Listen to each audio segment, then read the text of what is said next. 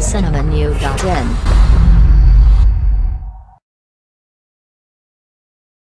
கர்நாடகா மாநிலம் கல்லூரி நபர் ஒருவர் இளம்பெண்ணை சந்திக்க சென்றுள்ளார். அந்த பெண்ணுக்கு சமீபத்தில் திருமணம் நிச்சயதார்த்தம் நடந்திருந்தது. இதை குறித்து அவர்கள் இருவரும் பேசிக் கொண்டிருந்ததாக கூறப்படுகிறது. அப்போது அந்த வழியாக வந்த பிரமுகர் நட்ராஜ் சென்றுள்ளார். கல்லூரி நபர்களை இருவரும் ஒரே இடத்தில் அமர்ந்து பேசிக் கொண்டிருந்ததை பார்த்த உடனே காரிலிருந்து கீழே இறங்கினார். அவர்களிடம் சென்று எவ்வளவு தைரியம் இருந்தால் இப்படி தைரியமாக பேசிக் கொண்டிருப்பீர்கள் என கூறி மிரட்டினார். மேலும் அவர்கள் இருவரும் செல்போனின் படம் பிடித்தார். மேலும் ரூபாய் 20,000 கொடுங்கள், இல்லை என்றால் படத்தை வாட்ஸ்அப் ஃபேஸ்புக்கில் வெளியிடுவேன் என்று மிரட்டல் விடுத்தார்.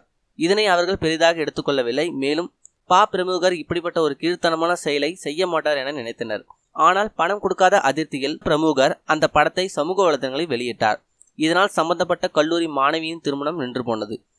இதனால் அதிர்ச்சியடைந்த இளம்பெண் சகார் போலீசார் நிலையத்தின் பாஜ பிரமுகருக்கு எதிராக புகார் அளித்துள்ளார்.